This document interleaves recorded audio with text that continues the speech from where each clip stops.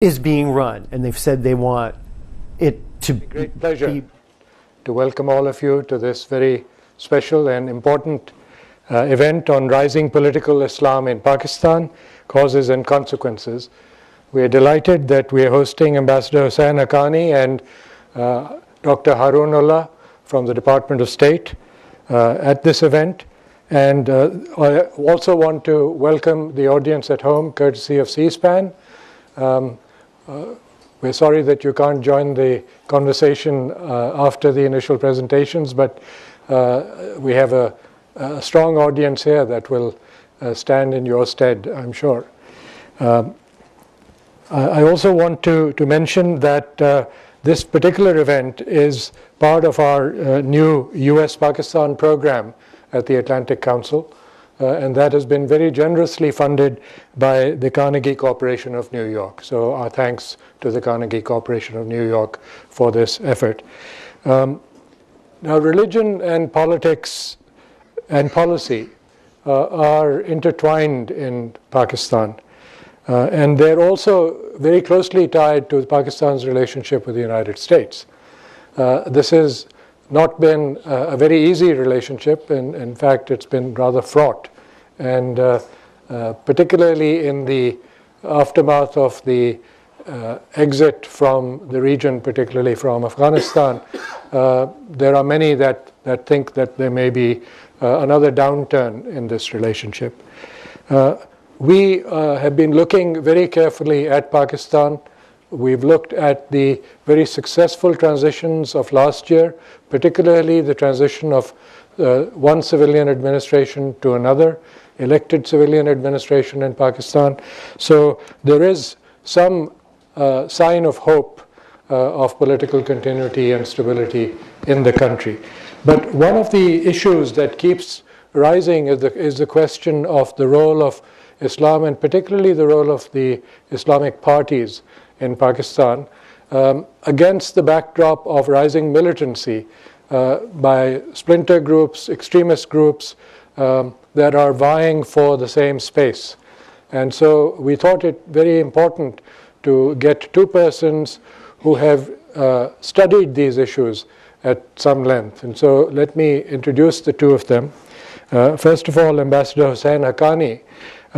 Ambassador Haqqani was Pakistan's ambassador to Sri Lanka, and then more recently from 2008 to 2011 to the United States. He's currently a senior fellow and director for South and Central Asia at the Hudson Institute, and he co-edits their journal, Current Trends in Islamist Ideology. Ambassador Haqqani is also director of the Center of International Relations and professor of the practice of international relations at Boston University. His most recent book is Magnificent Delusions, Pakistan, the United States, and an Epic History of Misunderstanding. Ambassador Husain Haqqani also, as a young man, grew up in the folds of the Jamaat-e-Islami and the seminary culture, and so when he speaks from a lot of personal experience, and we thought it important to get that knowledge before you. Dr. Haroon Ullah is a member of the planning staff at the U.S. Department of State. He joined that in November 2013. He's been dealing with public diplomacy and countering violent extremism. He served earlier as Director of Community Engagement at the U.S. Embassy in Islamabad, and before that at the Belfer Center at Harvard's Kennedy School of Government, where he's focused on democratization, counterterrorism, and religious political parties in the Middle East and South Asia. He has a BA from Whitman College, an MPA from Harvard, and a PhD from the University of Michigan. And interestingly, he has had not one but two very recent books. His first book is Vying for Allah's Vote, Understanding Islamic Parties, Political Violence and Extremism in Pakistan, and The Bargain from the Bazaar, A Family's Day of Reckoning, which is his chronicling of the travails of a middle-class, lower middle-class Pakistani family in the inner city of Lahore as they cope with their family's struggles with one of the members who may have become part of a militant group. I'm not going to go into all the details of that. The book is out and doing well, and I'm sure that you and others will want to read much more about it. So with that introduction, I would like to request Dr. Haroon Ullah to come and speak briefly. After him, we will have Ambassador Haqqani speak, and then I'll join the two of them on the stage, and we'll have a conversation with all of you. Just a housekeeping detail: if you have any cell phones, please switch them off now so that we are not interrupted. And when we do get to the questions, I will remind you again that it's important for you to wait for the microphone to reach you so you can identify yourself for us as well as the audience at home. And then please ask a question. Since there is a large audience here, ideally, I hope we can get short questions and a good conversation going. So with that, Dr. Haroon Ullah. Thanks, Shuja. Thank you. I'm absolutely honored to be here with you today at the Atlantic Council, and especially with Shuja and his excellent team here, who I've followed for many years, both here in the U.S. and in Pakistan. They do excellent work. And also with here to be sharing this panel with Ambassador Haqqani, who I have great admiration for, and some of the work that he's done I've seen up close, both in academic and policy. So it's a great honor.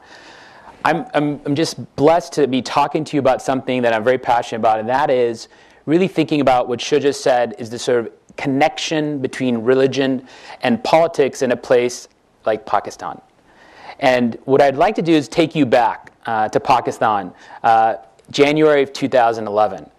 I was there based in Pakistan. I lived for Pakistan for many years, but I was based there at the embassy.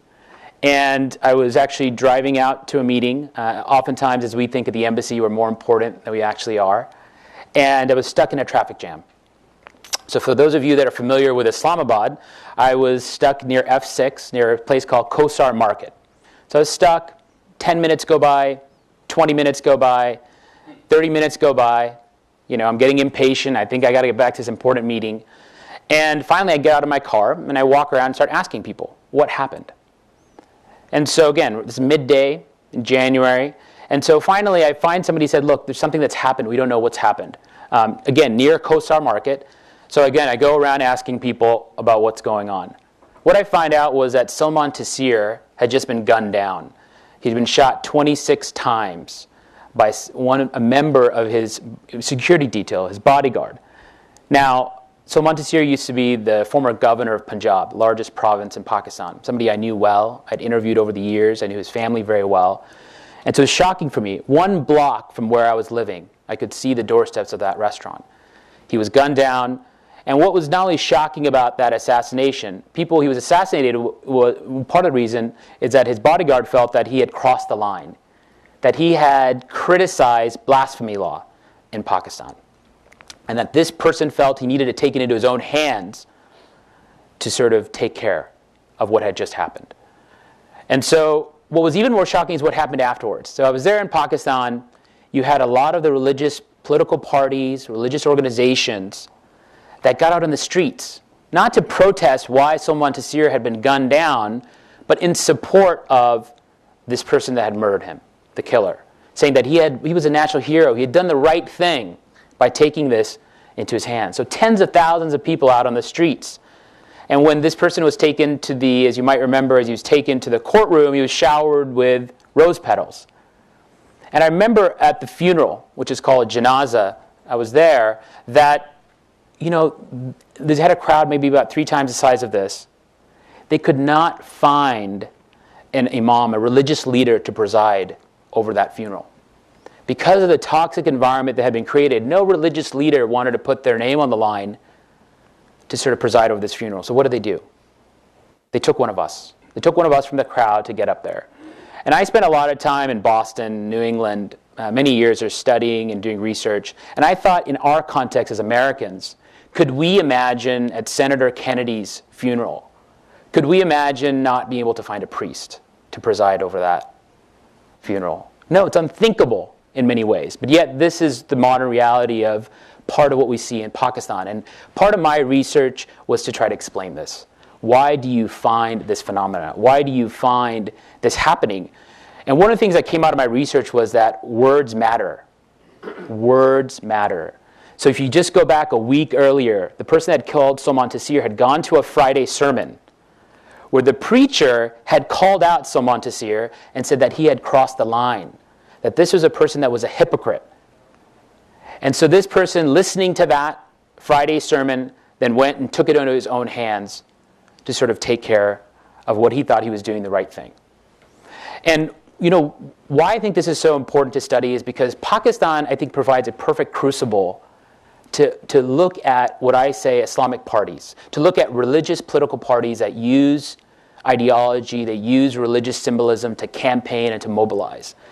And Pakistan's a fascinating place to study this phenomena because if you look at the track record over, I would say, over 100 years, you've had parties, political parties, I would say with the forming of the Muslim League in 1906, you have a long track record of religious political organizations campaigning, mobilizing, agitating, adapting, evolving. And so Pakistan offers great lessons, not just to the rest of South Asia, but also to the Middle East, what we see in the Arab Spring and in Southeast Asia. And I want to talk a little bit about that today. To take a step back, if you want to understand how things work in Pakistan, if you want to understand the governance, the connections between the civil military apparatus, you have to understand these religious organizations, these Islamic parties. And I feel, in my opinion, that they're one of the most poorly understood phenomena. We don't know enough about the Jamaat Islami, the Jamiat Ulama Islam, and other organizations. So what I want to talk to you about today is just focus on three things. I'm going to focus on three myths that I think about political Islam and Islamic parties. And then sort of move on to sort of how do we internalize this, and again, how can we engage in a place like Pakistan and motivate civil society? So, myth number one. We oftentimes see political violence on TV, or we see things in Pakistan, and we think it's ad hoc. We think it's a personal vendetta, or this suicide bombing happened because this group was just happened to pick this bazaar or this sort of location because of a personal attack on somebody or a personal vendetta. My research shows quite differently, that actually violence is strategic. It's very strategic, actually. And a lot of my research, and I spent over 8 years doing my doctoral work in Pakistan, and cataloged in my book, Vying for Allah's Vote, where I look at district by district. So if you look at Islamic political parties, you'll find very interesting cross-sections between some of the political parties and their connections to some of these insurgency groups and some of these extremist groups. And that actually a lot of these parties in certain districts are using their connections to some of these extremist groups like Sipah-Sabah, Lashkar-e-Jangvi, Lashkar-e-Taiba, that they're using their connections to these groups to leverage and push their political agenda. So what does that mean? It means that they're using violence in a very strategic way. In key electoral districts, I would make the argument that you find actually the way that they're campaigning is you should vote for us, because if you don't, you might bear the cost of this political violence, and you won't be offered our security in some of those key electoral districts. And so what you find as a phenomena is that there's a very powerful signaling mechanism that's going on. And in a lot of ways, fear is a big issue of why voters cast their vote. They don't want to bear those costs of political violence, and so they align themselves accordingly. So that's one big point I want to talk to you about, and I have a lot of research that goes into, again, looking at how violence is strategic in very key electoral districts. The second myth I wanted to sort of cover is that you'll find in the literature, and policymakers and academics will oftentimes say about the democratic process, whoever participates in the democratic process, whoever is a stakeholder in this democratic process, that they moderate over time. There's a moderation thesis, that because you will play by the rules of the game, if you participate long enough, you have to have consensus. You have to make compromises. And you can't take positions that would marginalize you. My research actually in Pakistan showed something quite different, that doesn't actually hold true. And that actually they can moderate, but they also just as likely could become more extreme. Now, I want to make a quick note on this. When I say extreme and moderation, we have to think in the Pakistani context. because oftentimes we may use our definitions of what is moderate and what is extreme. And when I talk about extreme and extremism, I'm talking about organizations that use extra-electoral means, using violence, organizations that use exclusionary policies towards specific groups of people, maybe religious minorities or women, and that they campaign on these, that they actually mobilize the rhetoric in their campaigns is using these type of devices. And that moderate in the Pakistani context may be very different than when we think about moderate in the American context. So what we find in Pakistan, again, is a myth, is that people think that the longer you participate, that you become more moderate. You just don't find that to be the case. And the reason is that in Pakistan, you have a winner-takes-all system. And so a lot of these Islamic parties actually are stronger by being smaller. They're the tipping points. They're the swing vote. Anywhere between 80 and 90 seats in the National Assembly in Pakistan and their parliament can be swung by about 5 to 7% of the vote. So a lot of these parties actually become veto players. And they revel in that they can occupy space where they can leverage this position. And in a lot of ways, these parties have become very good at being that coalition partner, whether in the opposition or part of the government. And so again, Islamic parties are like any other political parties. They want to win. They want to maximize their votes. And so what drives them is instrumentalism. They're pragmatic, right? We oftentimes think that they're just ideologically motivated, ideologically driven. Well, they're very pragmatic. Oftentimes they will moderate if that allows them to maximize votes, and other times they will become more extreme if that allows them, again, to maximize their votes and to win. The last myth I want to leave you with is that oftentimes we have this sense, I think oftentimes you'll see policymakers, you'll see academics that say it's poor people that are getting recruited into these groups. It's poor people because poverty, they don't have socioeconomically, they don't have these things, so they join these groups, a lot of these political parties, and or some of these extremist groups. That's why they join, because they have no other sort of social welfare to sort of turn to. A lot of my research shows that that actually doesn't hold true. Poverty doesn't drive militancy. And that actually the key thing is the thin middle class. The thin middle class is absolutely key. The thin middle class is one of the targeted sort of constituencies. That's where you find the recruitment from. What do I mean by thin middle class? Well, in a place like Pakistan, the thin middle class would be somebody making between $200 and $1,000 a month. And the thin middle class are people that are educated, oftentimes from urban areas, gone to public universities. That's where you find oftentimes these groups recruiting volunteers, recruiting new members. Oftentimes when they design their political platforms are reaching out to this constituency. And so that's important for us as policymakers, as academics, as those that are interested in bridging the divide between U.S. and Pakistan, to know who are some of these key demographics, who are some of the key constituencies that we oftentimes need to engage with. And I would make the case that it's the thin middle class. So those are 3 points I wanted to sort of cover with you. Violence is strategic. Democratization doesn't necessarily lead to moderation. That actually in the Pakistan case, we find it diverge. And why it diverges is because of key incentives. The incentives available to some of these political parties. If you want to understand whether Pakistan should be negotiating with the Taliban, you have to look at the incentives. You have to look at the incentives to whether the Jamaat Islami just recently announced a new head of the party, Siraj al-Haq now. If you want to look at why, at his ceremony, he's sitting next to the leader of the Lashkar-e-Taiba, Hafiz Saeed, you have to look at the incentives. At the Hafiz Saeed, that's sort of banned organization both here in the U.S. and abroad.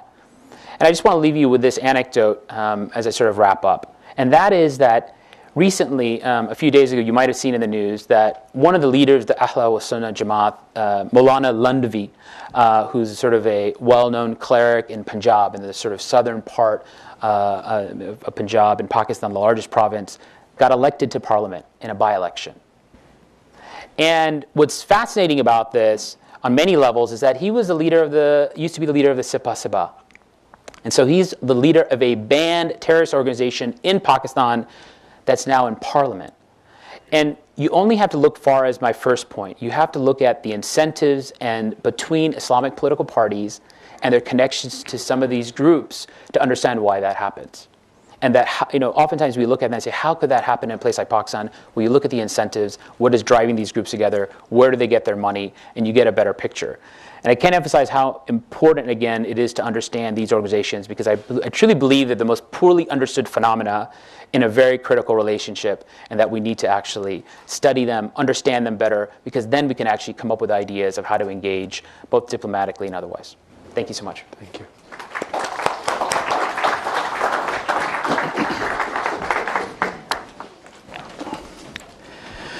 Good afternoon. Thank you, Haroon, for that wonderful presentation. I'm just going to add to it rather than say anything, repeat any of the points that you have made.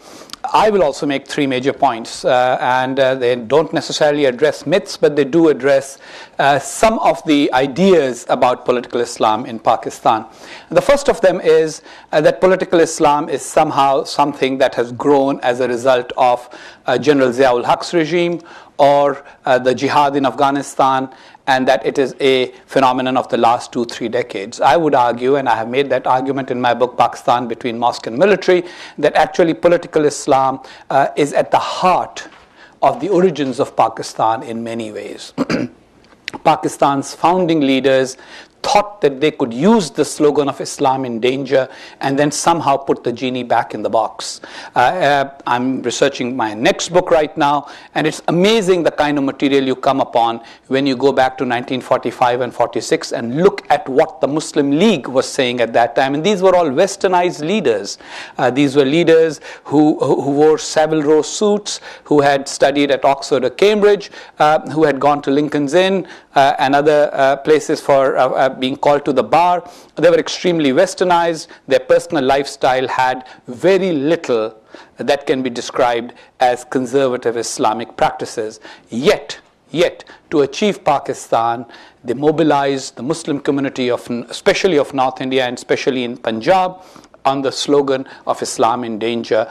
And it is interesting to see Muslim League posters from 1946 that talk about Sharia rule, how Pakistan will have Sharia rule, or Qaid-e-Azam Muhammad Ali Jinnah, the founder of Pakistan, talking about Pakistan being a laboratory for Islam. And so when Pakistan was created, although organized religious groups at that time, the Jamaat-e-Islami existed, it was founded in 1941, the Jamiyat-e-Ulama Islam existed as the Jamiyat-e-Ulama Hind, and the Majlis-e-Ahrar-e-Islam, all three major organized Islamist groups at that time opposed the idea of Pakistan because they did not agree with the westernized leadership for Pakistan. But once Pakistan was created, they saw an opportunity. They saw that now there was a overwhelming majority of Muslims concentrated, and therefore it was easier to demand an Islamic way of life or an Islamic system of governance, as they called it. And when in 1953 the first major religious riots took place in Pakistan, the anti-Ahmadiyya riots in Punjab, and Justice Munir held what was known as the Munir Inquiry and published the report. If you read that report, it's a very interesting report. He asked almost all leaders of organized religious groups to define what is a Muslim, and to define what they believe to be an unbeliever, and to define what it meant to have an Islamic form of government. And none of them agreed. And in fact, many of them said things like things that could be construed as criticizing the other as being infidels or unbelievers. And yet, they all agreed on what ought not to be there. So it was primarily a lot of political Islam in Pakistan, especially organized political Islam, is about the negatives, not necessarily about the positives. They agree on what they do not want, how they do not want society. It's in many ways raising anti-Western slogans. More recently, anti-Indian slogans that have been adopted and co-opted in their ideology. And so this whole idea, so Pakistan has gone from the slogan of Islam in danger to Pakistan in danger, and once again, Islam in danger whenever an attempt at secularization is made. Now, if you see early Pakistani history, those demanding a secular constitution, an explicitly secular constitution, all came from eastern Pakistan. East Pakistan, they were usually Bengali leaders. Husain Shahid Sohrawardi and his Awami League insisted that the Pakistani constitution should explicitly define itself as a secular constitution. Yet they could not oppose the Objectives Resolution in 1949, which described Pakistan as a trust from God and all laws to be made in accordance with the Quran and Sunnah. And so basically it was a process that has only gradually moved forward. I would agree with Haroon that the Islamists are the most strategic of Pakistan's political actors. They have had a strategy since the beginning. First, demanding certain provisions in the constitution that clearly laid the rule that Pakistan is going to be an Islamic state. Having said that, then to get into an argument about what does it mean to be an Islamic state. Third, get certain Islamic laws implemented when Zia-ul Haq was in power through dictatorship. And now that those laws have been made, to argue you can't undo those laws, even if you have a majority in parliament. And lastly, what they have done very carefully and smartly is they have usurped the Pakistani national discourse. So what you find right now is a national discourse that is essentially controlled by political Islamists. Whether it's about policy towards the United States, whether it's about policy towards India, whether it's about domestic policy, and therefore a rational political argument is no longer possible, or is very limited, very circumscribed. And that has been a very strategic decision as well. If you go back in history again, in 1970, Major General Sher Ali Khan, who was General Yahya Khan's Minister for Information, was an ally of the Jamaat-e-Islami. He wanted the Jamaat-e-Islami to win. He created the argument in 1970 that the election of 1970, which was Pakistan's first democratic election, several years after independence, in that Sher Ali argued that this is an election between Islam Pasand or Islam loving parties and non-Islam loving parties, again polarizing the society on the basis of who loves Islam more, forcing, for example, the Pakistan People's Party, which was relatively new, to adopt the slogan, Islam is our religion, even though they said democracy is our polity and socialism is our economy, introducing Islam into what was intended to be essentially a secular political party. And then if people notice, almost all secular political parties in Pakistan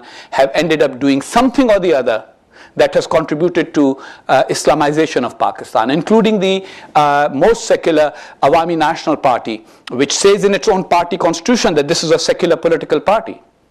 And yet, when it came to the question of honor killings, for example, their leader Ajmal Khattak at one point said, well, you know what, we don't support the idea of honor killings on the basis of just religion, but basically because it's our Pashtun culture. So this kind of twisted logic was again an attempt at advancing an Islamist agenda. So I would argue that people make a mistake, and I have made that mistake in my past myself, in assuming that the number of the Islamists matters. I think that the Islamists actually wield influence in Pakistan disproportionate to their numbers by controlling the discourse, by having set up the whole argument about what it means to be a Pakistani and creating the whole identity issue in Pakistan that revolves around Islam, and therefore they end up having an advantage that is denied to secularists who have become diluted over the years. And since Washington audiences often like to hear what is a policy recommendation, my recommendation to Pakistanis, of whom many I see in the audience, is a more honest evaluation of Pakistan's own history. Pakistan's history, as it is taught, as it is narrated among ourselves, is totally mired in myths. And a lot of those myths, for example, who was a secularist, who wasn't, what did they want, maybe people didn't know what they wanted. And as somebody who was born after the creation of Pakistan, I always say, I was born a Pakistani. I don't really need a raison d'etre for Pakistan, because I was born Pakistani. And 85% of Pakistanis today, according to demographics, are people who were born after partition. So why do we need to actually have a mythical view of why partition occurred?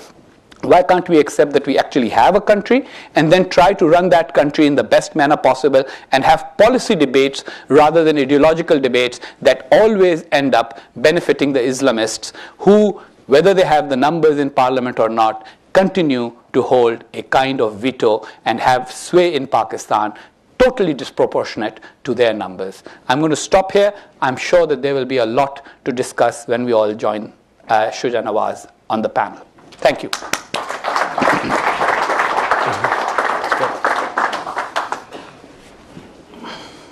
I'll be here.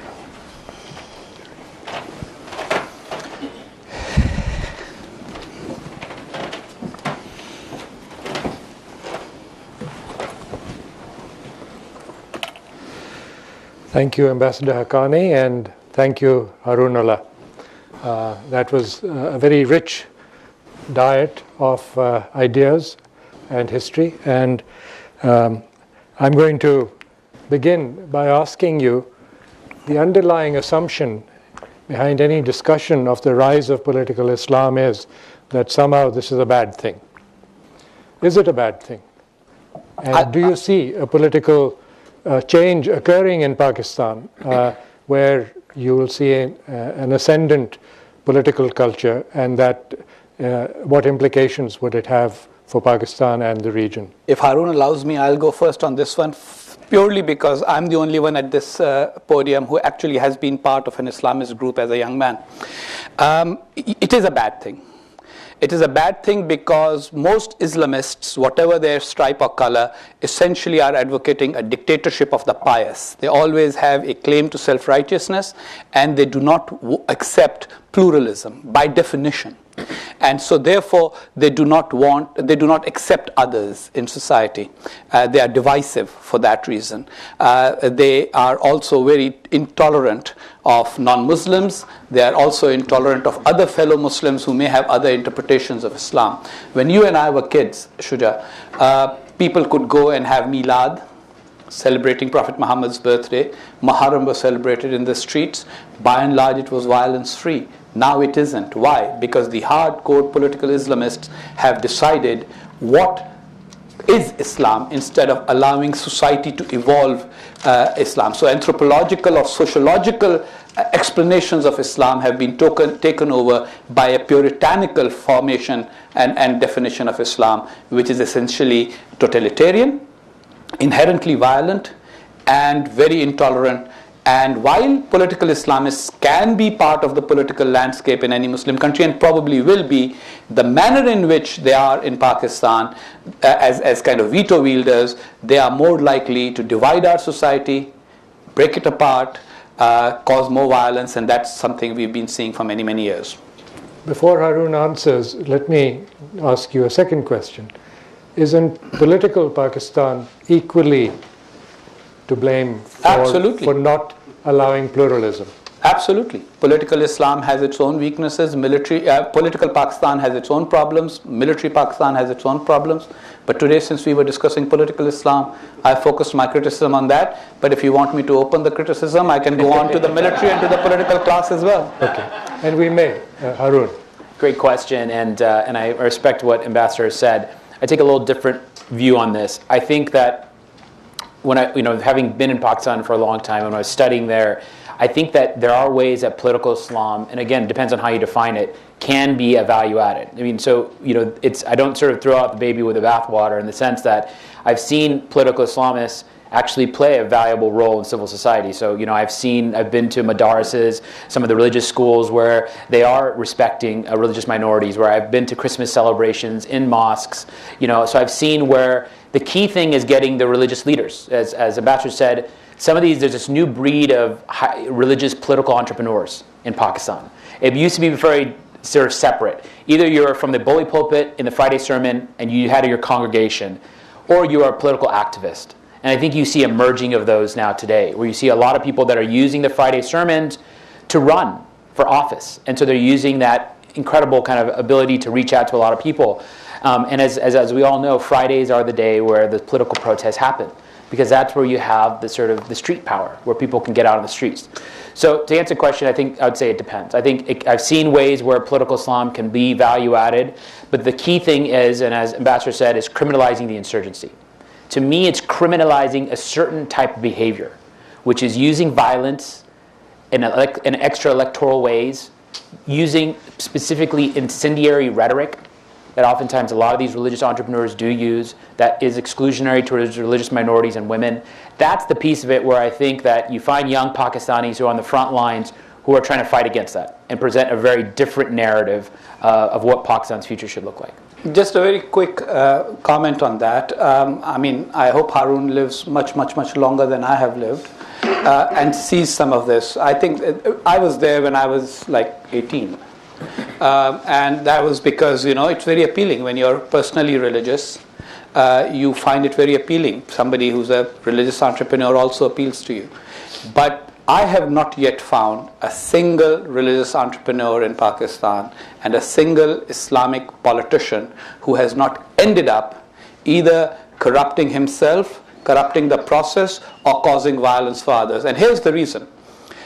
What is your unique selling proposition when you're asking for votes in the name of Islam?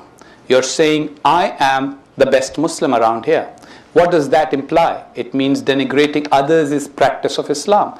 And so as far back as 1970, when there wasn't significant violence, and that was when I was, say, for example, a 13, 14-year-old working with the Jamaat-e-Islami, I found them very appealing.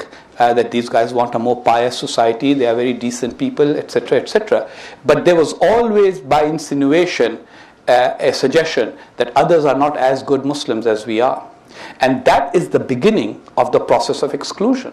The women who don't cover their heads are not the good women. They are somehow sluts. The men who do not practice 5 times of prayer are not as good Muslims as us. So while, yes, there may be individuals who are particularly nice, I think religion is best manifested in personal piety. Religion is best manifested when it is in your heart and it's a relationship between your soul and God. Whenever you try to use it to drum up political support, it is by definition exclusionary, and it is by definition manipulative, and exclusion and manipulation don't necessarily lead to good ends.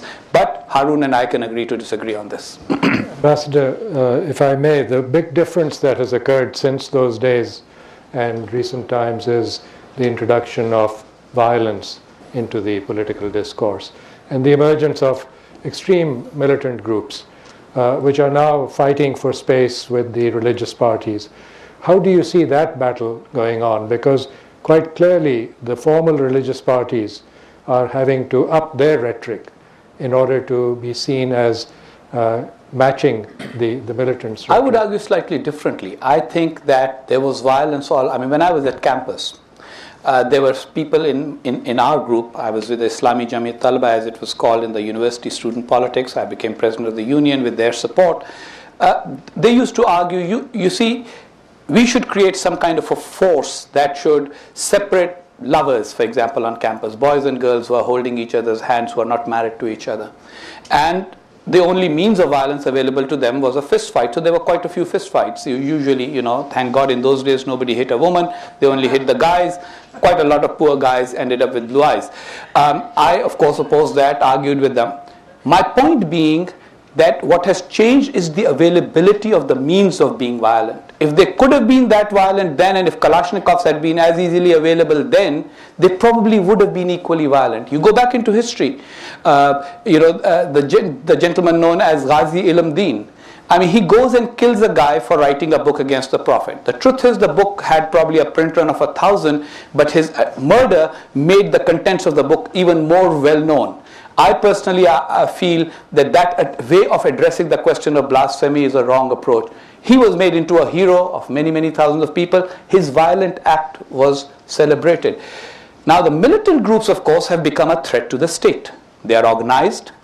They have enormous capabilities. They have safe havens. They have operational arrangements. And so, yes, everybody is focused on them. But my argument would be track it, and you will find that there is a connection between Jamaat-e-Islami's former Amir Munawwar Hassan praising Osama bin Laden and Al-Qaeda in Pakistan being able to find recruits from among the Jamaat-e-Islami's rank and file. And so, yes, there is the whole idea of upping the game, but it's also that the means of violence have become more readily available, but the desire to use force to implement. Look, the whole idea of imposition of an Islamic system, which is very integral to the whole Islamist argument, that we need to impose the system of Islam. The word impose in itself has a little element of coercion. Let me ask Haroon if he agrees that there is a battle going on among the Islamists, the militants and the regular political parties.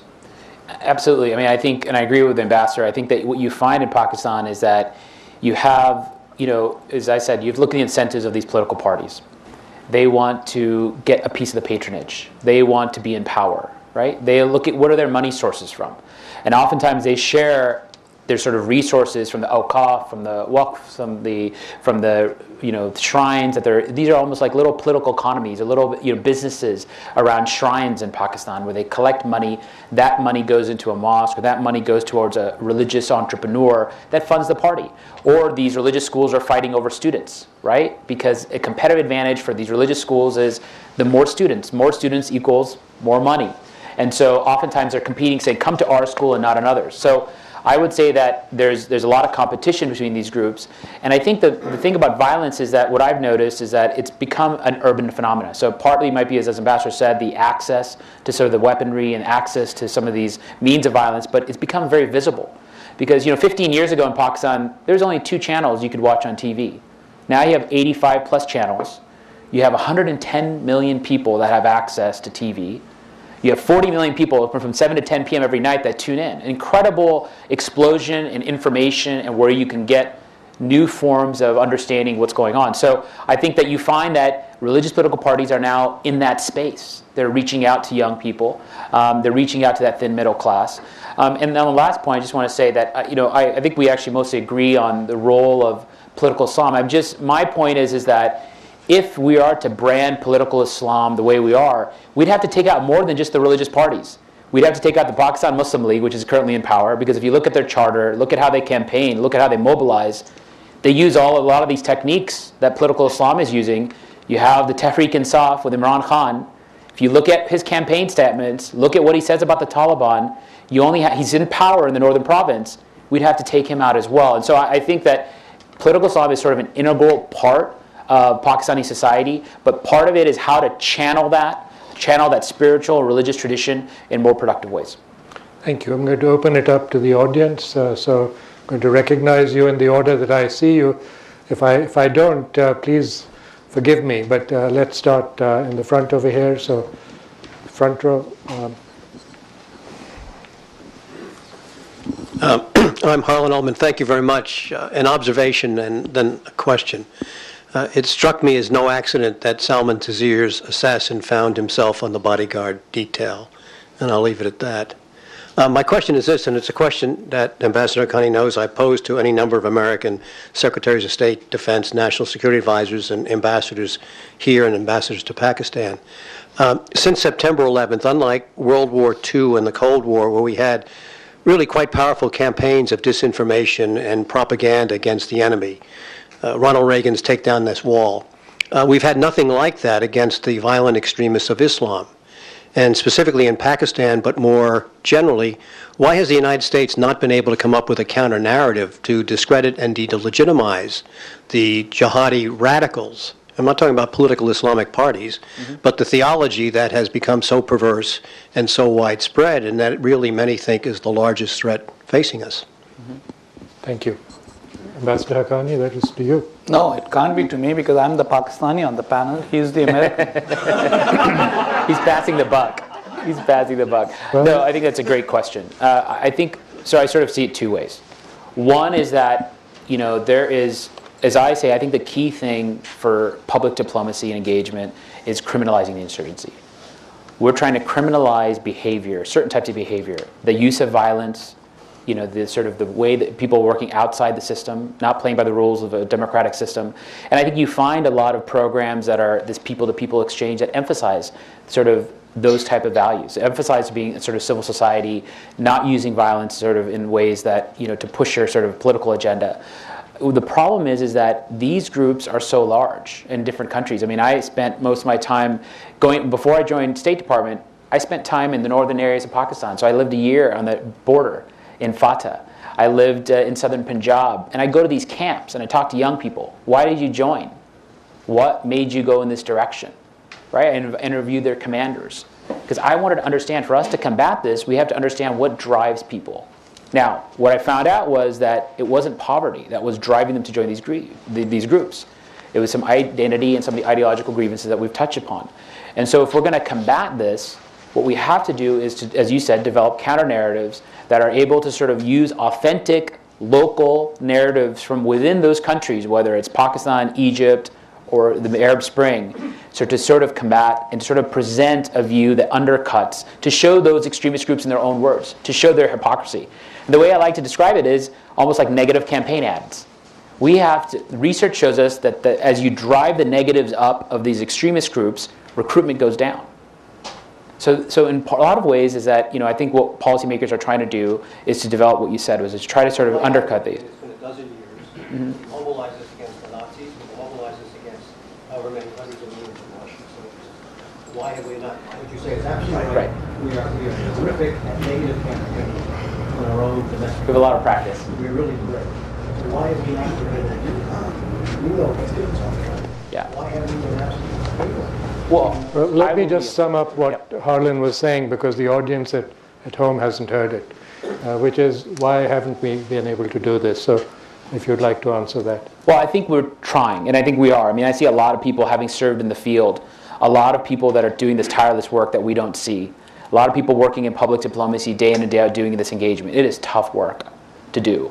And so, part of it is sort of, what are the metrics of success? How do we evaluate whether we're doing a good job or not? And the way I look at it is that we're trying to pick out these key insurgent groups that pose a threat to the homeland.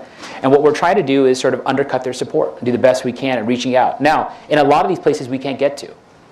Like in Islamabad, I couldn't actually go to most of the places that I need to, because it's after Benghazi, after what we see now in terms of the security threats are getting heightened, you can't have public servants and diplomats and others getting to those areas. So we're doing the best we can using social media, using sort of traditional media, both print and TV. But I think the key thing is, like you said, criminalizing insurgency, and I think we have. I think the president on down, the secretary have made very clear public statements about undercutting those groups and being very aggressive about sort of taking away some of their reasons and how they justify being able to commit some of that violence. Let me pose the question to Ambassador Haqqani slightly differently, which is this America's fight, or is this Pakistan's fight? Actually, it's Pakistan's fight, and very frankly, the real problem the Americans are having is in figuring out who to work with in Pakistan. So the traditional paradigm is always, the State Departments work with the Pakistani Foreign Office, the Pentagon works with the Pakistani military, etc. Whereas what we are talking about, what the idea is essentially reaching the people directly. And let us be very honest about it, the US government doesn't do that too well. The reason why you were able to do that well in case of Nazi Germany, you were at war with them directly, it was very clear, you understood them, you understood their the languages, you have limited language skills when it comes to countries like Pakistan. Cultural understanding is difficult. Pakistani Americans have to be very careful because they don't want to kind of analyze things in a way in which Americans sour on Pakistan completely. And so therefore they straddle very carefully and cautiously, and that makes it much more difficult to have the kind of sort of information operations you could have against the Soviet Union, against communist ideology, and that you could have against Nazi Germany. It's just simply not something your government does well. Thank you. I'm going to go to Gautam over there, and then I have the gentleman at the back first, and then I'll come to the other three that I've seen. Thank you. Thank you very much for excellent presentation, sir. I wonder if either of the speakers would like to examine the role of the military in connection with the rise of political Islam. I entirely agree with Ambassador Haqqani that political Islam rose with the idea of Pakistan. And that was way back in 1940, actually.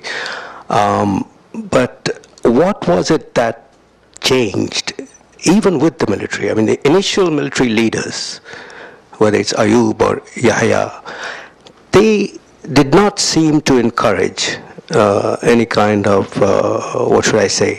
stoking of Islam in their style of governance by and large. What changed with Zia? I'm going to pass that question Yeah, to you because I have an entire book on the subject. If you allow me a commercial break, the book is called Pakistan Between Mosque and Military and is available on Amazon.com. If you order it by the end of the evening, you might even get free packaging and handling. Just joking. Actually, I think there was one major difference. Both Ayub and Yahya did engage in Islamic rhetoric. For example, at the time of the 65 war, Ayub Khan read the kalma in his speech and said Pakistanis have the La ilaha illallah, Muhammad Rasulullah beating in their hearts, etc., etc. But he was not personally a very religious man.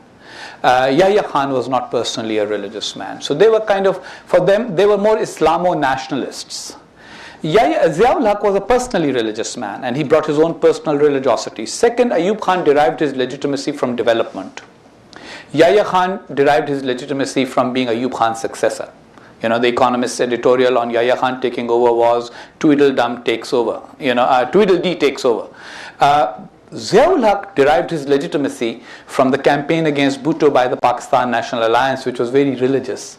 And so he, needed religion for legitimacy, and B, because he was personally religious, it was easier for him to do that. He was, apparently his family background was such that he did respect the clerical class a lot more than Ayub and Yahya did. So the clerical class got empowered under Zia.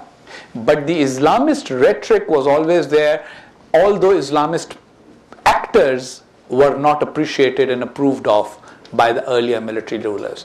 Musharraf also, by the way, Musharraf didn't like the Islamist political actors. But very frankly, when it came to cutting deals, etc., etc., it was always cutting deals. He did deals with the MMA, with JUI. Part of it was, as Haroon says, it was politics, it was pragmatic politics on Musharraf's part, but it's also the military's entire national idea is based on a kind of a permanent confrontation with Hindu India and on behalf of Muslim Pakistan. And so if you're going to define the country that way, then you have to, at some point or another, lean on Islam as the crutch. And that always keeps coming back. Zia was the most activist on that score because of his personal religiosity and because of his need for religion for legitimizing himself. But Ambassador, currently, the most immediate threat in Pakistan is internal. Absolutely. It's against fellow Muslims. Right. So how does this jibe with your description of the use of India as a I think the Pakistani military actually really does want to do something about the Islamist extremists. It really does. The problem is that the military's hands have become tied because of its own past policies, and it does not take that bold initiative of saying, you know what, people we described as traitors or unbelievers over the last 2 decades, we have to actually align with them to be able to fight the people whom we painted as heroes over the last 2 decades. That's their real problem, because it was Hafiz Saeed was painted as a hero because he was the symbol of resistance to India in Kashmir. But now Hafiz Saeed is a nuisance and a problem, and the military doesn't know what to do with him. And I think that has become a problem, how to change the national discourse. And otherwise, as far as the military is concerned, yes, the military also has elements. You've written about it in your wonderful book, Cross Swords, about how the military's character has somewhat changed, the class character of the officers' corps, some of the ideas from post-Zia, Islamist ideas, some of these retired generals like Hamid Gul and Aslam Beg reflecting a very different ideology than the mainstream. But that said, I think as an institution, the Pakistani military would be better off if it could have a free hand in pushing back the insurgency and criminalizing it, as Haroon says it, but its hands are tied by what I call the national discourse. I mean, it's difficult in Pakistan to stand up and say, you know what, let's go revisit our constitution. We don't need a provision in the constitution that declares a certain community as non-Muslims. No other country has it. Why should we have it? Why should we have a definition? There are American religious groups that consider each other unbelievers. There are Christian denominations that consider the other not particularly Christian. But you can't make laws about it, and maybe that's what Pakistan needs to do. But can the military do that at this point? I don't think so, because the national discourse is not possible on that score. And then there are people who will set themselves on fire or get killed, or there will be violence in the streets, and they can't do it. So changing that national discourse is difficult. How do you do it? It's a multi-billion-dollar question, and I don't think any one of us has a full idea of how it can be done. Thank you. Let's go to the gentleman at the back. Yes. Thank you. I'm Jay Kansara. I'm with the Hindu American Foundation. I have 3 quick questions. Number 1, given the recent uptick in violence and attacks against minorities, Hindu temples burning, Christians being convicted for blasphemy, and Ahmadis always getting slaughtered or bombed, You forgot the Shias. Oh, excuse me, yes. Yeah. Thank you. Is there a future for religious minorities in Pakistan? That's my simple question on that. Number 2, do you see a parallel with the type of political Islam in Pakistan and in Bangladesh with the BNP Jamaat-e Islami Alliance and Hafazat Islam riots in the streets? And those are my 2 questions. Thank you. Yeah, that's a great question. I'd say 2 things to that. One is that I'm still cautiously optimistic around religious minorities, the future in Pakistan. You're absolutely right. I mean, it's heartbreaking. I've seen it. I've lost many close friends, Pakistani Christian friends and Pakistani Hindu friends there when I was living in Pakistan and doing research. And so, but I meet enough young people that when we do polling and surveys that don't have the same baggage that older generations did around religious minorities. And I would say for that, on that same line, also views towards India have also changed significantly among the younger population. So I see that the demographics are moving in a direction that young people are going to be on the front lines that are trying to build those communities. And so I was there in Lahore during the massacre of the Christians in the colony, which was not too long ago last year. And so, but yet you found young people coming out that were putting posters on rickshaws saying that we're one community, and quoting Qadi Azam and saying, look, we as a community need to work together, in terms of really sort of, bridging that gap. And you see also a lot of, I'm heartened by a lot of the new media that's coming out of Pakistan. If you look at the Lahore Literary Festival, 45,000 people came to this amazing, open to the public, all the best authors from around the world were there to present the arts and the humanities. And so you have this resurgence of kind of, the literary and, education. And so I think that's very good because a lot of that art profiles the role of religious minorities. A lot of the top dramas on TV, the central characters are religious minorities. And so you see there's a very different narrative now being created. It was easy before to demonize these religious minorities, and you saw the tragedies that happened to the Ahmadis, you saw the tragedies that happened to other communities, and also the Sunni Shia sectarianism, which is a massive problem in Pakistan. And so I think that the new media is presenting those stories, humanizing it to families, and so I think you see it changing over time. My response is very quick. If Pakistan is to have a future, Pakistan's minorities have to have a future.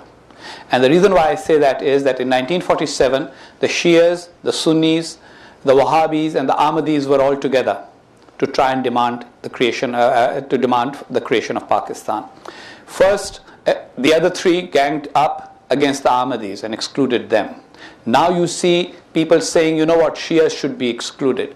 Once the Shia, if that is done, the next stage will be, that among the Sunnis there are 2 basic major communities, the Deobandis and the Barelvis. So this is a process that has no end, because somebody will find somebody else's practices of religion inadequate or incorrect under all circumstances. And therefore, if Pakistan is to avoid going through what Europe went through after the Reformation, Pakistanis will have to start recognizing that they need to stand up for their religious minorities. If we don't, then it's not the religious minorities that don't have a future. It would mean that Pakistan's own future is not going to be very bright. There's a brilliant column on this topic by Cyril Almeida, a columnist for Dawn, one of the leading newspapers in Pakistan, in which he makes the case that everyone in Pakistan is a minority. Absolutely. Taking Absolutely. To the logical And conclusion. the second part of your question was about Bangladesh. I think that there are influences in Bangladesh, of course, since Pakistan. Bangladesh was part of Pakistan until 71. There are influences there. But I think that there's also a countervailing force in Bangladesh. Bangladesh has always had a political discourse in which those calling for a secular Bangladesh have been far more powerful than those calling for a secular Pakistan have been in Pakistan. In fact, the term secular in Pakistan is translated as ladeen, which means anti-religion, which is not true. And so in Pakistan, to just say that I want a secular Pakistan is a bit of is attracting an attack, a physical attack, whereas that is not the case in Bangladesh. So I think they will be able to solve it a little faster and quicker because it does not overlap with, say, for example, ethnic issues, which it does in case of Pakistan, where, for example, in Karachi, a lot of the Shias happen to be Mahajirs, a lot of Sunnis happen to be Pashtuns, and those kind of intertwined tribal ethnic issues don't exist in Bangladesh. So while that's a political issue there with Hifazat and everybody, I think that they also have a countervailing force in Pakistan. The countervailing force is relatively weak. I'll just say one thing on that. I spent a lot of time in Bangladesh actually doing research on Jamaat Islami, and I agree fully wholeheartedly with the ambassador said that they, in Dhaka especially, what they have is that they have a very high political consciousness. So and Pakistan is actually one of the most politically aware sort of developing countries in the world. If you look at what information people get, participation in actually the hartals or the sort of the strikes that go on there. And so the one thing about it is that you have these groups, as the ambassador said, that are mobilized that can be countervailing against this Jamaat. So you have other political entrepreneurs that are able to sort of rally others, young people. You find these very strong youth groups, student groups on the university campuses that make sure that there is a sort of very vigorous debate, something that you find missing in Pakistan. Thank you. Stephen over there, and then the gentleman behind him. Nice presentations. My name is Imtiaz Bhatti, and I am a PhD candidate at the George Washington University. Well said, Ambassador Haqqani, that Pakistani politicians are rulers, whether military or civilian. They may not be religious, but they use Islam as a crutch and pursue their own agenda. In that context, we have to have a quick look at the history of Pakistan. Bangladesh was created because of nationalism, 1971. Then during Bhutto government, there were operations in the two provinces against nationalists, military operations. And then during Zia's time, there was operation in Sindh against nationalists. And now there is ongoing operation against Balochis nationalism. So I tend to disagree with you partially that Ziaul Haq didn't have a political agenda. He was religious. There was politics that he wanted to bring Islam in to suppress nationalists. Has it ever occurred to both of the panelists that Islam has been used to suppress cultural diversity, nationalists, and to keep Pakistan as one nation, one Islam, one country? I think I made that point earlier already, I think. And in case of Ziaul Haq, I only was pointing out to the difference between him and Ziaul Haq and Ayub. But I agree with you that in many cases, Islam and political Islam has been the means of suppressing ethnic identities and ethnic nationalism, and to try and forge a new nationalism that is based purely on an Islamic identity, and that has been an integral part of the issue of Pakistan. That's what I said in my first book, and I thought I had addressed that question, but maybe it didn't come across, so now I think I've made it far more explicit, and I'm sure Haroon can speak for himself. Yeah, that's a great point. I mean, what I would say is that, one aspect we haven't touched upon is that the sort of at the personal level, I met so many sort of lower middle class families within one family that are struggling with what you said. So, I think oftentimes we have very clear, it's very easy to say you're religious or you're secular. Ambassador's right to point out that sort of that concept is very different in Pakistan when you actually try to translate and understand it. I found families, spiritually grounded, parents, middle class parents, that, had, 4 children, 3 or 4 children or 5 children, and one child goes off the other way, you give them the same set of values, and the other child goes the other way. Sure. And so within families are getting torn apart oftentimes struggling with this issue of how do you provide a better future for your kids, and how do you, with all this toxic environment oftentimes around political Islam, how do you actually provide them with a better future and help them navigate? And ethnic nationalism in particular is something that Pakistanis, some Pakistanis, especially those from the Punjab, contest with all the, deal with all the time, because many of them seem to think, and there are people in other ethnic groups also, but who think that somehow if you emphasize the ethnic identity, that somehow weakens Pakistan. So that's why I always talk about Pakistan as a pluralist nation, and when I say pluralist, it means religiously pluralist, ethnically pluralist, and linguistically pluralist. I personally feel that there's no reason why people should not be taught in their mother tongues. India has 27 official languages. There is no reason why Pakistan cannot have 5. And yet we are functioning federation. So I always call for Pakistan becoming a functional rather than an ideological state. And the ideology is essentially a means of trying to create a nationalism that is not ethnic. And it has other complications attached to it, because then it creates pan-Islamism, which makes Pakistanis welcome somebody from Somalia or somebody from Saudi Arabia, and then nobody wants to know who was helping him stay there, and things like that. So those kind of issues arise primarily because of a denial of people's ethnicity and their language-based identities. Thank you. Stephen. Thank you. Some of the previous... Identify yourself for the audience. Steve Engelken. I'm now at the Foreign Service Institute. The previous speakers actually asked a lot of the questions I was going to ask about the military. I was amazed that you got as far into this discourse without mentioning the military. You went through the whole 2 talks and several questions before we got to them. Usually in Pakistan, it's like the first question. But if I could just tie that... I'm trying to learn to do it a different way. If we could just tie that one off, though, because my experience was in Pakistan was at the same time that Haroon was there. I was also there when Salman Taseer was murdered. I'd like your perspective on the military's relationship over, say, the last 4 or 5 years with these parties. I think you did characterize Musharraf pretty well, but I still felt that the military was somehow encouraging this phenomenon in my time there.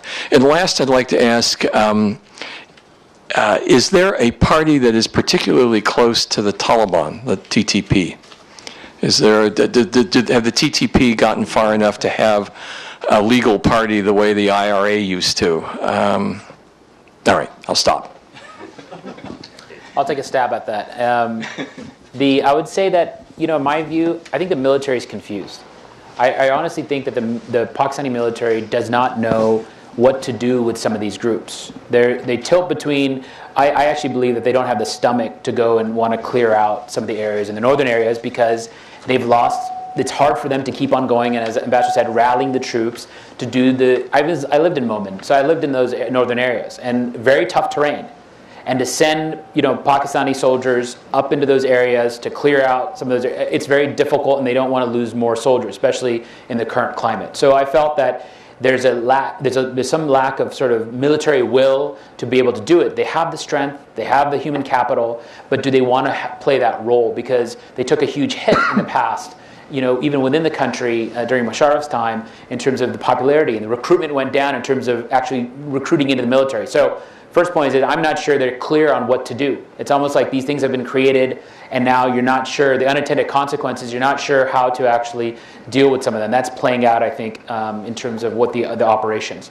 On the second point, I would say the Jamiat Ulama Islam, the JUI in the northern area, I think they're particularly close for a variety of reasons in terms of the area, in terms of their cooperation with the Taliban. And you see them reveling that role. They love to play that role of facilitator in the negotiations, because that gives them a seat at the table. And even though they're small, that gives them strength in the political landscape. The Pakistani military created a national narrative.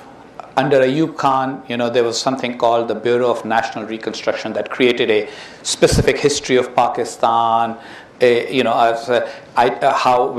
we come from, how we are, why we are, etc., etc. Then that got all a little more Islamized under Ziaul Haq and has continued. So here's the military's problem. The only political force that really fully embraces that national narrative are the Islamists. That Pakistan was meant to be, and it was meant to be because of certain specific characteristics of Muslims of the subcontinent, etc., etc.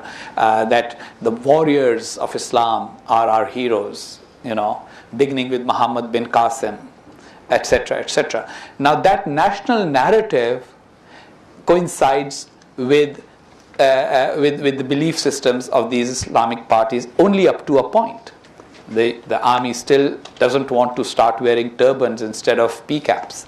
They don't want to not march. They don't want to not speak English. They don't want to not have modern sort of elements of life otherwise. And so that creates a division. Do they embrace, say for example, Awami National Party or MQM or PPP, all of whom have a very different view of what it means to be a Pakistani than their national narrative? Then the Muslim League, at least as long as it's led by Mr. Nawaz Sharif, creates another problem because he doesn't like the army, at least politically, even though their national narratives do not compete that much. So that creates a lot of problems for the average military officer in being able to decide which political party's side is he on. Mm-hmm. If I could just add, looking at the military's role, it's a blunt instrument.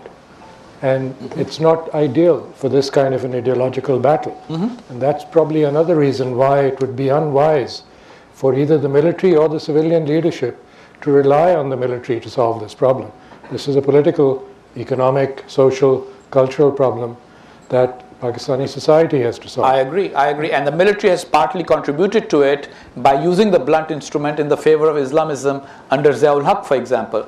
And so, yeah, it can't really help finish it off with a blunt instrument, and you're right there. And I'll make a, sort of, in 2009, for those who remember, the military did play a very helpful role in the SWAT campaign. I mean, many people forget, but, you talk about criminalizing insurgency. Well, the popularity of the Taliban in 2009 during the SWAT campaign fell 40 percentage points in Pakistan. It's not static. These insurgent groups go up and down in popularity, and when popularity goes down, recruitment goes down. And so the military led that operation. You had an information with the Ministry of Information Broadcasting that played a very helpful role. So those are type of things that can happen. The big question is, do they have the political will? Let's move to the gentleman right next to you. Thank you. Oh, thank you. I was curious. If you could please identify. Yeah, Robert Mertz. Tunisia is far from Pakistan. But one of the interesting things in the Arab Spring is that Tunisia, up to this point, looks as if maybe there's a fairly solid democratic middle that has nullified the Islamist tendencies of the Nahda party. And I'm wondering if there is that kind of corpus in Pakistan, or there's not. Okay, well, I guess you answered the question. Tunisia is very different. Tunisia has a much higher literacy rate for women. It has had much more inclusion of women in society since the Bourguiba days. They have secularized society. And so even those who are becoming more pious and religious and spiritual, women who are starting to cover themselves up again, etc., because they feel that's what their religion wants, their understanding of political phenomenon is much clearer. So having voted for the Annada, and the Annada understands that, we've been voted in, but we should be accepting of the right of being voted out. Because if we don't give the people the right to vote us out, then tomorrow they will never vote us back in. The pragmatic side of the politicians. In Pakistan, the Islamists have never won an election. And the parties that have won election are those flawed politicians that Shuja wanted me to talk about, and I will in another panel someday when that's totally focused on them.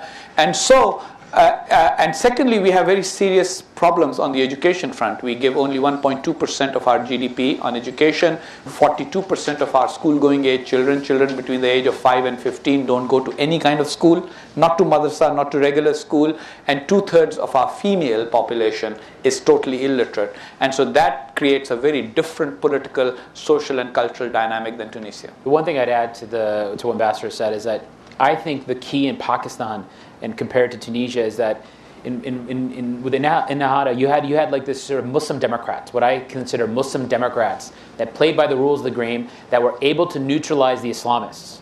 Those elements within the party that may have wanted to resort to violence. I mean, Tunisia has a long history of repression. They were people were saying, look, this isn't working. We should do this other route. And in Pakistan, those Muslim Democrats are the Pakistan Muslim League that are currently in power, and Imran Khan. And it's up to them, these Muslim Democrats, to bring along or to neutralize Islamists, because they can play that role. Now, up until now, you see them sort of kowtowing. You oftentimes see them, as I just said, with the Ahl wa Sunnah Jamaat, this leader that got elected to parliament. They share the same voting bases in Punjab. And so you see them not wanting to sort of use their political muscle to make that happen. But I think that's where the key is, because you could have a similar situation in Tunisia, but again, it rests with the Muslim Democrats. It's something Vali Nasser talks a lot about in his book and work. Thank you. Faisal.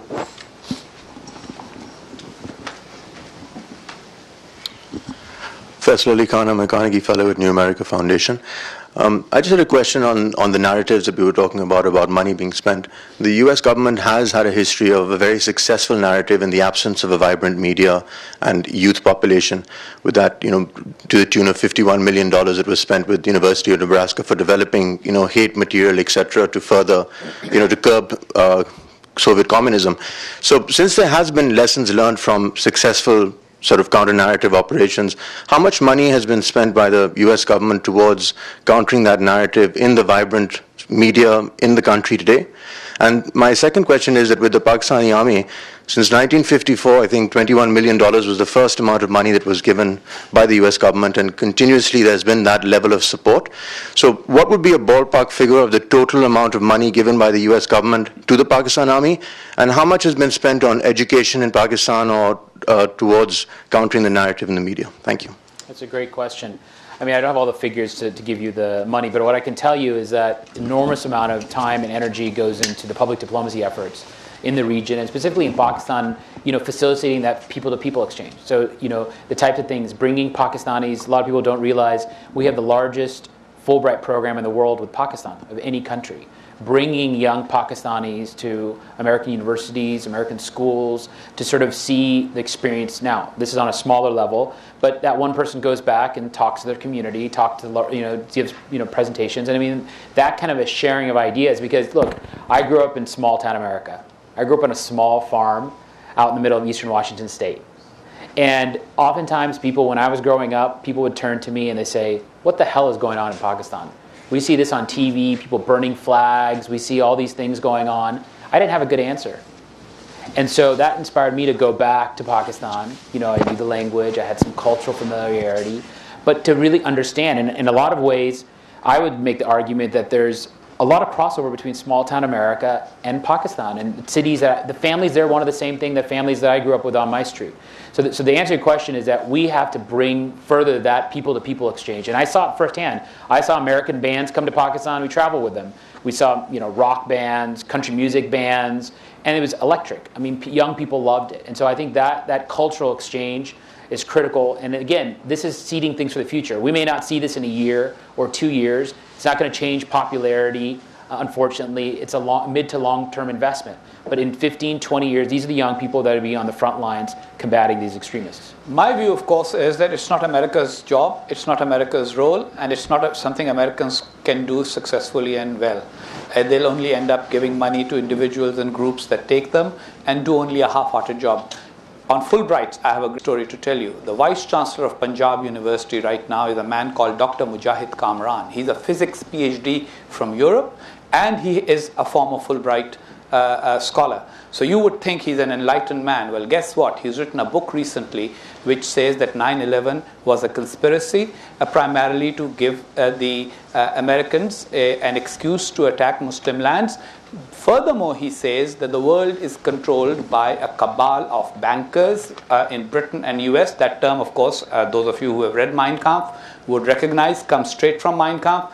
And then he says that cabal of bankers controls people like me, who are ostensibly pro-American or pro-Western, by implanting microchips into our heads.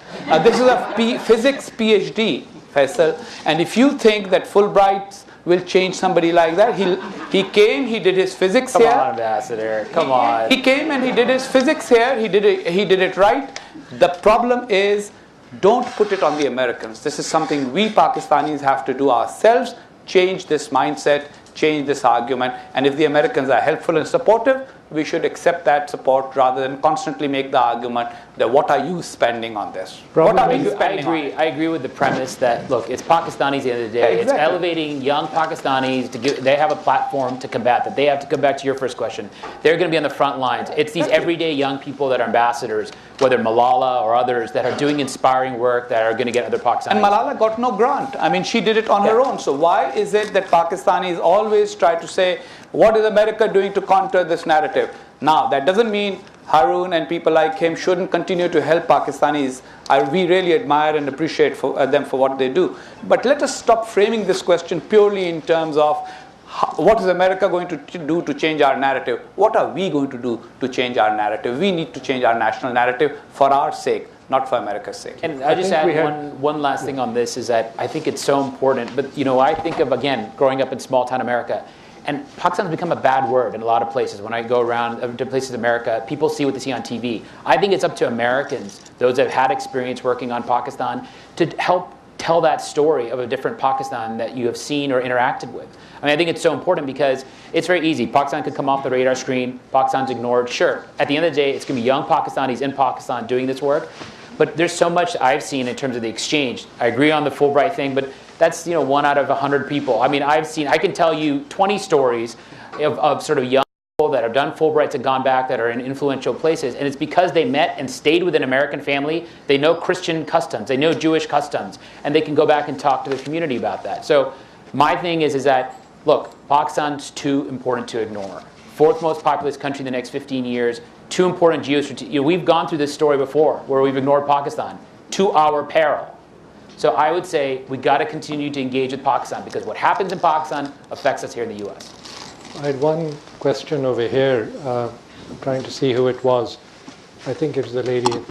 Me? There she is. Yes. How much was was just trying to make a comparison between the money spent on the Pakistan Army by the U.S. government versus. Okay. My name is Ilhan Kagri, and although I'm totally in support of what Haroon is saying in terms of the future lies in young people, and I think you see that in the Arab world, where it's young people through Twitter and their social media interactions that are really kind of giving a different picture to what's going on in terms of Islamization and radicalization in those countries. But I'm intrigued about what you said earlier in terms of the solution in Pakistan being a combination of two things. One is providing a counter-narrative, and the second is criminalizing violence, right?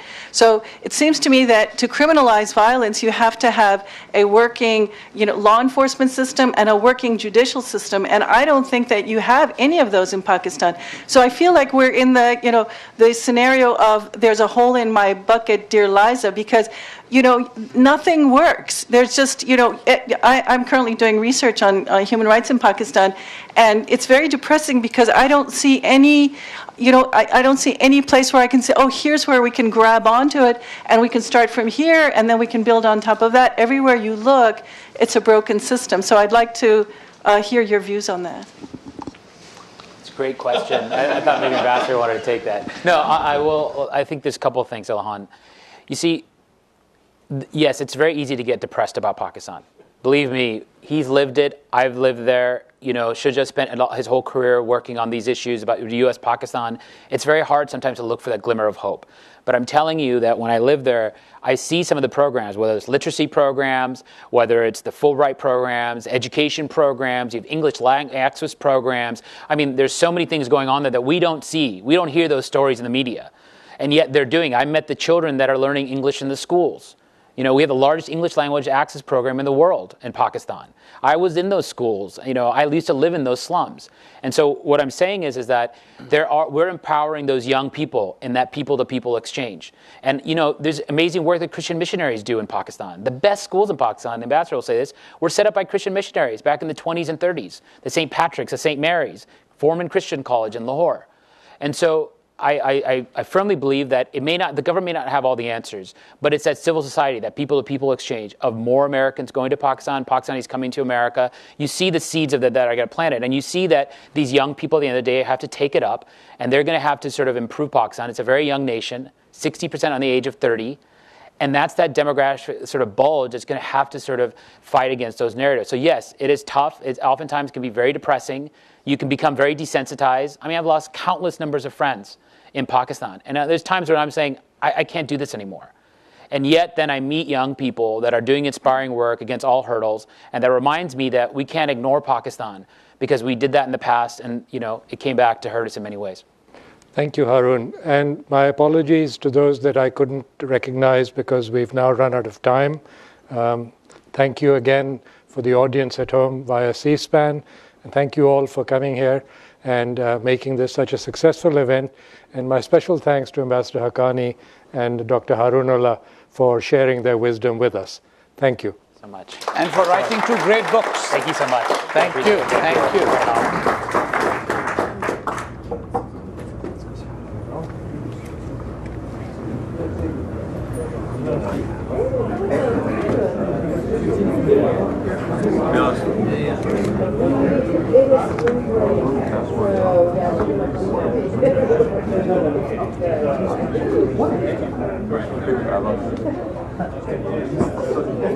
So wonderful.